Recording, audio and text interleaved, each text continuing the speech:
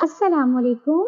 मेरे स्कूल के चौकीदार ने मुझे छुट्टी में रोक लिया और कहा कि अभी तुम्हें लेने कोई नहीं आया है, तुम सामने वाली क्लास में जाकर बैठ जाओ। पसीने से मेरा बुरा हाल था, मेरा यूनिफॉर्म भी जिस्म से चिपक गया था। मुझे वहाँ बैठे कुछ ही देर गुजरी थी कि जब अचानक ही कोई क्लास में दाखिल हुआ और दरवाजा बंद करके मेरा यूनिफॉर्म खींचने लगा। और जब मेरी नजर उसके चेहरे पर पड़ी तो मेरी जान निकल गई। वो तो स्कूल की छुट्टी हुए काफी देर हो गई थी। सभी बच्चे तकरीबन जा चुके थे। स्कूल की सब उस्तानियां भी एक एक करके चली गई थी। मैं बार बार दरवाजे की तरफ देख रही थी, लेकिन मुझे लेने अभी तक कोई नहीं आया था। अमूमन मेरी माँ या भाई मुझे लेने आते थे। धूप में खड़े खड़े मुझे चक्कर आने लगे थे। मैंने स्कूल के चौकीदार से पूछा कि मुझे लेने क्या कोई नहीं आया, क्योंकि स्कूल का दरवाजा बंद होता था और जिसके भी घर से कोई आता तो चौकीदार उसे आवाज लगाकर बुलाता। चौकीदार ने कहा कि नहीं, कोई नहीं आया। ये इलाके का एक छोटा सा स्कूल था जिसमें सब इलाके के बच्चे ही आते थे। मैं 9वीं जमात की तालबा थी। मेरी उम्र 14 साल थी। मैंने अभी जवानी में कदम रखा था और मेरा सफेद यूनिफॉर्म पसीने और गर्मी की वजह से मेरे जिस्म से चिपक कर मेरे जिस्म को अयां कर रहा था। मैं परेशान सी खड़ी थी। सभी बच्चे चले गए थे और मैडम ने चौकीदार की जिम्मेदारी पर मुझे छोड़ा और खुद भी चली गई। उन्हें किसी जरूरी काम से जाना था। मैंने परेशानी से चौकीदार से दोबारा पूछा कि मुझे लेने कोई आया नहीं क्या? तो उसने एक गहरी नजर मुझ पर डाली और कहने लगा कि तुम सामने वाली क्लास में बैठ जाओ। जैसे ही कोई तुम्हें लेने आता है मैं तुम्हें आवाज लगा दूंगा। मेरा बस्ता बहुत भारी हो रहा था और गर्मी भी शदीद थी, इसीलिए मैं चौकीदार की बात मानकर क्लास में चली आई। एक सीट पर बस्ता रखकर मैंने पंखा चलाया और आंखें बंद करके बैठ गई। क्लास में नींद तारीकी थी, क्योंकि सारी ही खिड़कियां छुट्टी हो जाने की वजह से बंद थी। बस दरवाजे से हल्की हल्की रोशनी आ रही थी। थोड़ी ही देर में मुझे नींद लग गई। आज स्कूल में मेरा टेस्ट था, इसलिए मैं रात देर से सोई थी और सुबह भी जल्दी जाग गई थी। अब जब मुझे कुछ सुकून मिला तो नींद मेहरबान होने लगी। अचानक ही कमरे का दरवाजा बंद होने की आवाज पर मेरी आंख खुली तो कमरे में काफी अंधेरा हो चुका था। रोशनी आने का वाहिद जरिया बंद हो गया था। मुझे बस कोई लंबा चौड़ा वजूद अपने करीब आता महसूस हुआ और मेरी जान निकलने लगी। मैंने हकलाते हुए पूछा कि कौन है, लेकिन सामने से कोई जवाब नहीं आया। कुछ ही लम्हों में वो शख्स मेरे बहुत करीब आ चुका था। मेरी हालत ऐसी थी कि काटो तो बदन में लहू नहीं। उस शख्स ने आते ही मेरे यूनिफॉर्म को खींचना शुरू कर दिया और मेरे गिरीबान के बटन खोलने लगा। मैंने मज़ाहमत करनी चाही तो उसने मेरे चेहरे पर एक थप्पड़ मार दिया। मैं कुर्सी से फर्श पर मुंह के बल गिर पड़ी। एक थप्पड़ में ही मेरे सारे कसबल निकल गए थे। उस शख्स ने आगे बढ़कर मुझे बुरी तरह खींचकर फर्श से उठाया और टेबल पर धक्का दे दिया। मेरे सर से खून बहने लगा था और मेरी घुटी घुटी सिसकियों से क्लासरूम गूंजने लगा था। ना जाने मेरी माँ कहाँ रह गई थी। वो शख्स मेरे कान के करीब झुककर सरगोशी करने लगा कि इतना चुस्त यूनिफॉर्म पहनते नहीं, घबराती हो तो अब क्यों परेशान हो रही हो? पिछले कितने दिनों से मैं तुम्हें देख देख कर यूं ही आहें भर रहा था और मेरी किस्मत देखो, आज तुम मेरे हाथ लग ही गई हो। तुम्हारा ये चुस्त जिस्म से चिपकता यूनिफॉर्म मेरे जज्बात का इम्तिहान ले रहा था। तुम्हारी गुलाब की कली की मानिंद खिलती जवानी मुझे बेचैन कर रही थी। आज मैं खुद को सैराब कर लूंगा। उस शख्स के जुमलों ने मुझे हिलाकर रख दिया था, जो न जाने कब से मेरी ताक में था।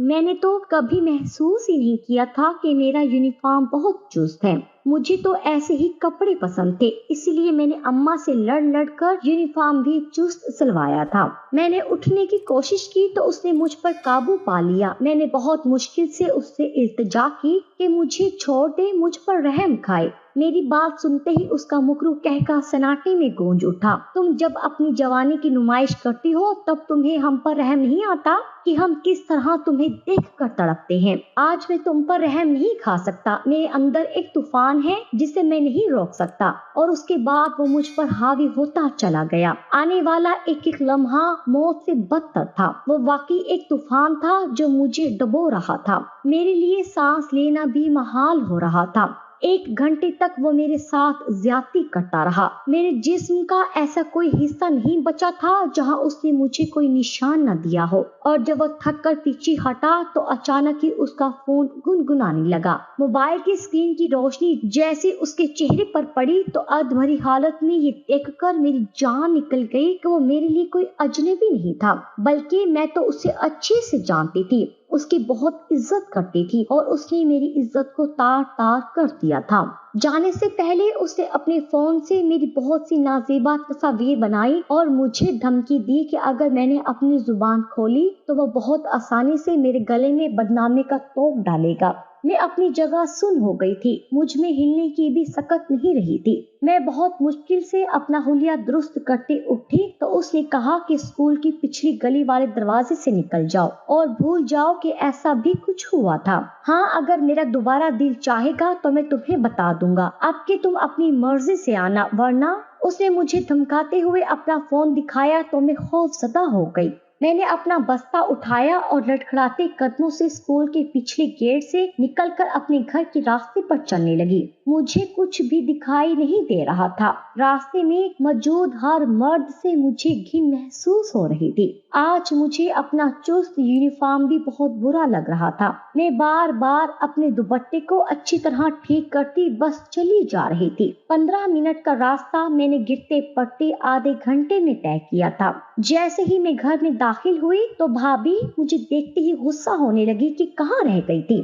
अम्मा की तबीयत अचानक ही बिगड़ गई और तेरा भाई उसे लेकर हॉस्पिटल गया है। स्कूल के चौकीदार को कहकर भी गया था कि रिमशा से कहो कि खुद ही घर आ जाए, लेकिन तुम्हें तो होश नहीं है। अम्मा बीमार है और तुम्हारी आवारागर्दी चल रही है। भाभी को मैं एक आंख न भाती थी, इसीलिए वो खुद ही मुझ पर बरसने लगी। अम्मा की तबीयत का सुनकर मैं मजीद परेशान हो गई थी। अच्छी भली अम्मा को ना जाने क्या हो गया था। कमरे में आकर मैंने कपड़े तब्दील किए। भूख तो मिट चुकी थी, मेरा जिस्म शदीद दुख रहा था। रोते रोते मैं बिस्तर पर गिर कर सो गई और जब आंख खुली तो जो खबर मुझे मिली उसने मेरी जिंदगी बदल दी। अम्मा अब इस दुनिया में नहीं रही थी। शदीद गर्मी के बायस उनका सांस रुक रहा था और जब तक भाई उन्हें लेकर हॉस्पिटल पहुंचा उनकी तबीयत मजीद बिगड़ गई और शाम तक वो जिंदगी हार गई। मेरे लिए आज का दिन किसी कयामत से कम ना था। ना इज्जत बची थी ना माँ। मैं कहाँ जाती, किसको अपना दुख सुनाती। मैं अम्मा के जनाजे पर तड़प तड़प कर रोई थी। दोनों गमों के आंसू एक साथ मिलकर बह रहे थे और लोग मुझे तसल्लियां दे रहे थे।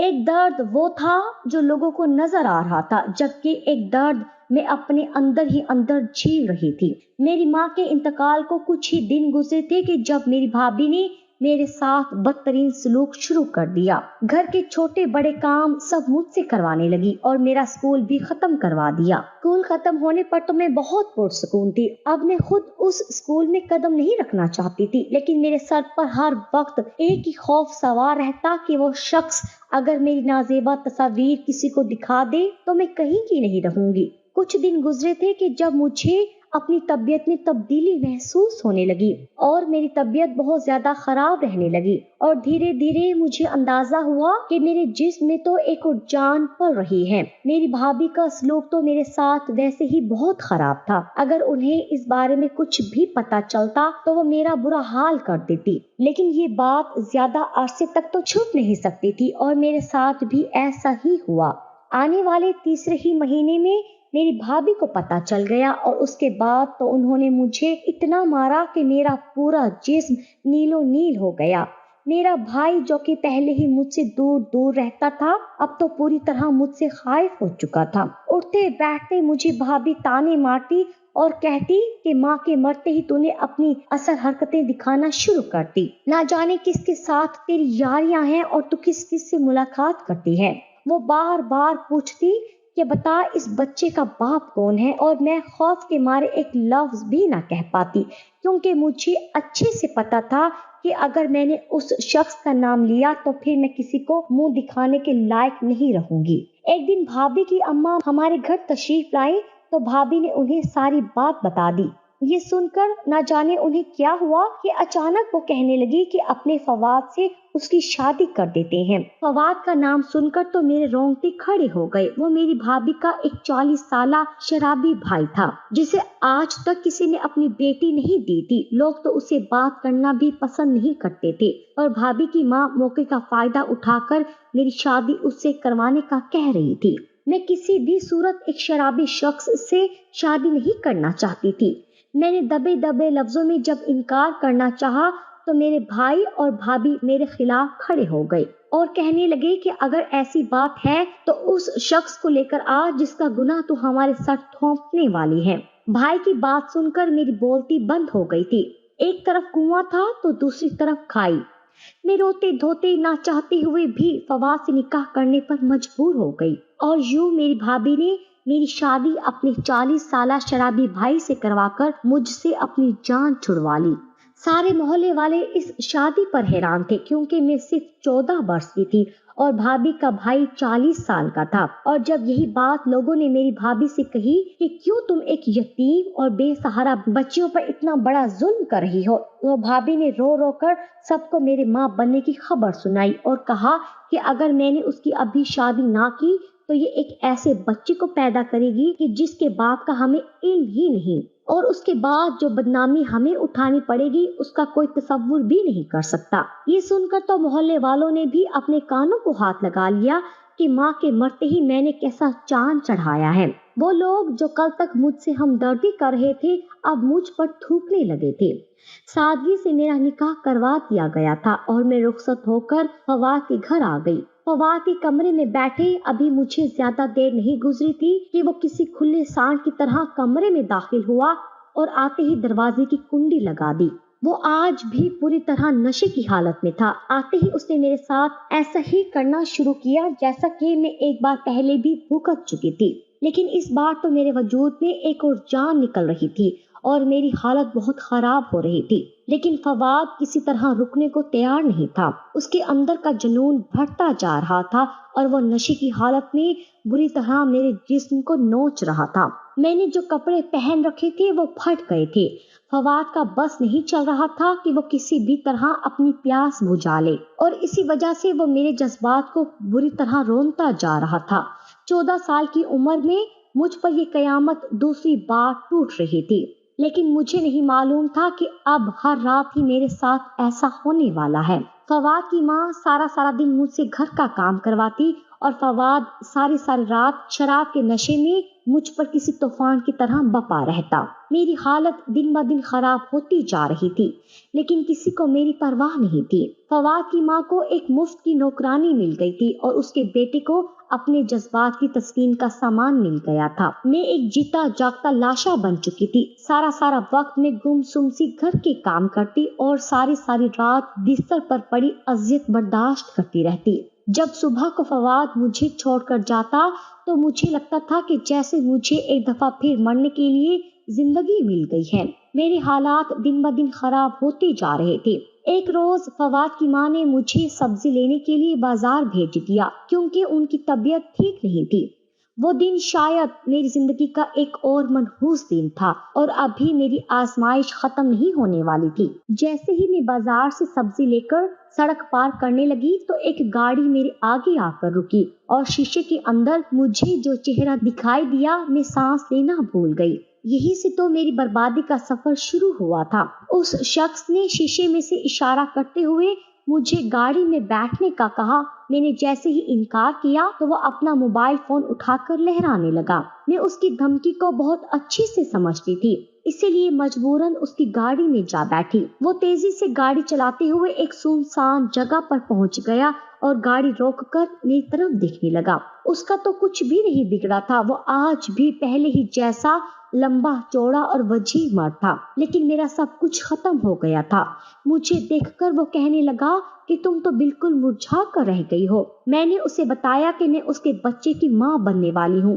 یہ سن کر وہ زور سے ہنسنے لگا اور اس نے ایک ایسی بات کہی کہ جسے سن کر میرے قدموں تلے زمین نکل گئی۔ وہ کہنے لگا کہ اپنے شرابی شوہر کا انعام मेरे सर डालने की कोशिश ना करो। मैं बहुत अच्छे से जानता हूँ कि तुम्हारी माँ का इंतकाल होने के बाद तुम्हारी शादी तुम्हारी भाभी ने अपने शराबी भाई से करवा दी और अब तुम उससे जान छुड़वाने के लिए उसकी औलाद को मेरे सर डालना चाहती हो। मेरी हैरत की इंतहा ना रही थी कि वो शख्स तो हर एक बात से वाकिफ था।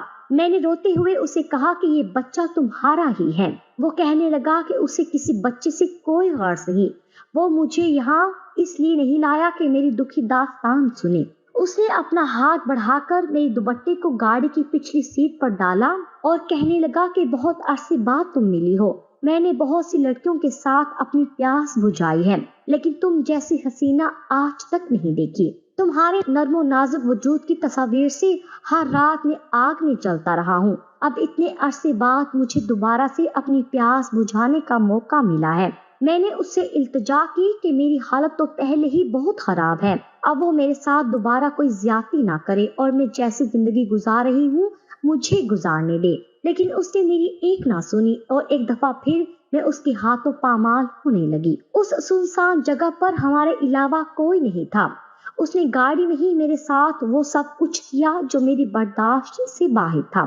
मेरे जिस्म पर पड़े जख्मों के निशानात देखकर वो हंसने लगा और कहने लगा कि तुम्हारा शराबी शौहर बहुत अच्छे से तुम्हारी प्यास बुझाता है, इसीलिए शायद तुम्हें मेरी याद नहीं आती, लेकिन मेरी बीवी तो मुझे खुश नहीं कर पाती, इसलिए मैं हर रोज तुम्हें याद करता हूँ। मुझे जिंदगी मौत से बदतर लग रही थी कि जब उसकी हविस पूरी हो गई तो मुझे छोड़ते हुए उसने कहा कि वो रोज मुझसे मिलना चाहता है और अगर मैं ना आई तो मेरे शोहर को मेरी सारी तस्वीर दे देगा। उसने मुझे एक फ्लैट का पता दिया जो हमारे घर से बहुत करीब ही था और कहने लगा कि रोज सब्जी लेने के बाद मुझसे मिलने आ जाया करो।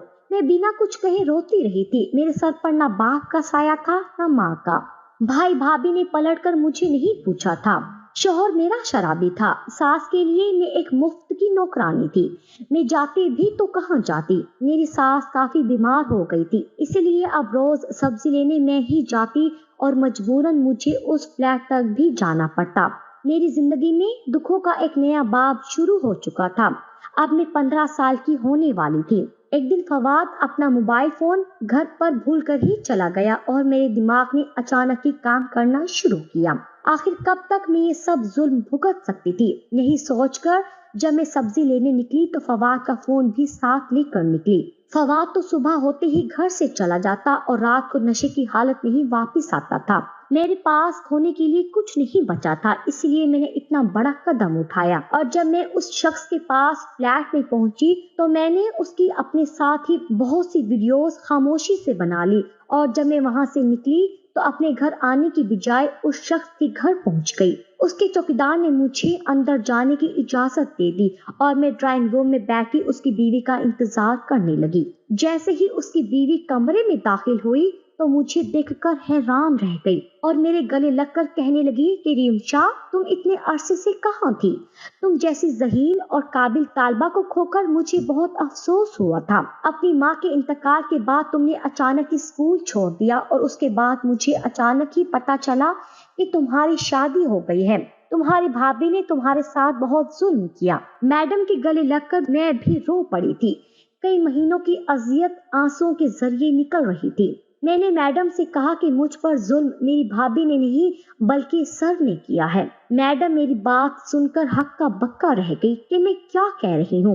मैंने मैडम को बताना शुरू किया कि जब मेरी माँ मुझे लेने के लिए ना पहुंची तो चौकीदार ने मुझे इंतजार करने को कहा।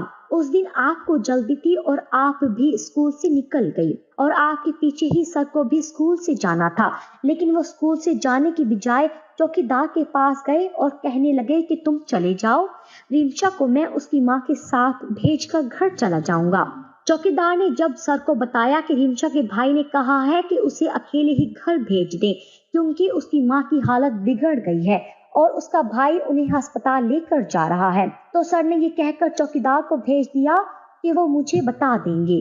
और चौकीदार के जाने के बाद स्कूल का दरवाजा बंद करके वो क्लासरूम में चले आए, क्योंकि उन्हें अच्छे से पता था कि अब मुझे लेने के लिए कोई नहीं आने वाला है। उसके बाद मुझ पर गुजरा एक एक लम्हा मैंने मैडम के सामने बयान किया। मैडम की हालत देखने लायक हो चुकी थी। वो सोच भी नहीं सकती थी कि उनका शौहर इस हद तक गिर भी सकता है। उन्हें मेरी बातों पर यकीन नहीं आ रहा था, लेकिन उसी वक्त मैंने उन्हें सारी बात पूरी तरह बता दी और ये भी बता दिया कि वो अभी तक मेरे साथ किस तरह का सलूक कर रहे हैं। सबूत के तौर पर मैंने अपने मोबाइल में बनी हुई वीडियो उनको दिखा दी तो वो काम कर रह गई। उन्हें मेरी बातों पर यकीन आने लगा था कि उसी वक्त सर भी घर में तशरीफ ले आए और मुझे देखकर हैरान रह गई और फिर अपनी बीवी से कहने लगे कि उस लड़की की बातों का भरोसा ना करना, ये मेरे खिलाफ तुमसे झूठ बोलने आई है। लेकिन मैडम जान गई थी कि उनके शौहर के दिल में चोर है, क्योंकि पिछले कुछ अरसे से काफी लड़कियों ने इस तरह की शिकायत दर्ज कराई थी कि कोई शख्स उन्हें हरासा कर रहा है, लेकिन किसी में भी इतनी हिम्मत नहीं हुई थी कि वो सर का नाम लेती। मेरे पास तो अब खोने के लिए कुछ बचा ही नहीं था, इसलिए मैंने बिना डरे सब कुछ मैडम के आगे बयान कर दिया था। मैंने उन्हें ये भी बता दिया था कि मैं सर के बच्चे की मां बनने वाली हूँ और वो चाहे तो टेस्ट करवाकर मेरी बात का यकीन कर लें। मैडम को तो वैसे ही मेरी बातों का यकीन हो चुका था। उन्होंने अपने शौहर के मुंह पर एक जोरदार थप्पड़ रसीद किया और कहने लगी कि मेरे टुकड़ों पर पलने वाले तुम एक नाकाम शख्स हो जो हमेशा मेरे पीछे छुपता रहा और मैं तुम्हें पालती रही, और तुमने मेरे साथ ही ऐसा धोखा किया। तुम आस्तीन का सांप निकले। तुमने मेरे ही स्कूल में पढ़ने वाली मासूम बच्चों की जिंदगियों को दांव पर लगा दिया। मैं तुम्हें कभी माफ नहीं कर सकती। ये कहकर उन्होंने फौरन ही पुलिस को बुलवाया और अपने शौहर को खुद पुलिस के हवाले कर दिया। मैडम एक बे औलाद औरत थी और सर इसी बात का फायदा उठाकर उनके पैसों पर ऐश कर रहे थे। आज जब सारा सच खुलकर सामने आ गया था तो मैडम ने मुझे कहा कि मुझे परेशान होने की जरूरत नहीं है। उन्होंने एक वकील से बात की और मेरी तलाक मेरे शराबी शौहर से करवा दी। कुछ अरसे में मैंने एक खूबसूरत सी बेटी को जन्म दिया था जिसे मैडम ने अपनी गोद में ले लिया था। मैं मैडम के घर में ही रह रही थी। मैडम ने दोबारा से मेरी तालीम का सिलसिला जारी करवा दिया था। मेरी माँ तो इस दुनिया में नहीं रही थी, लेकिन मैडम ने उनकी जगह ले ली थी। केस अदालत में चलने के बाद मैडम के शौहर को कैद बामुशक्कत की सजा सुना दी गई। जुल्म कितना ही बड़ा क्यों ना हो और जालिम कितना ही ताकतवर क्यों ना हो, लेकिन एक ना एक दिन अपने अंजाम को जरूर पहुंच कर रहता है।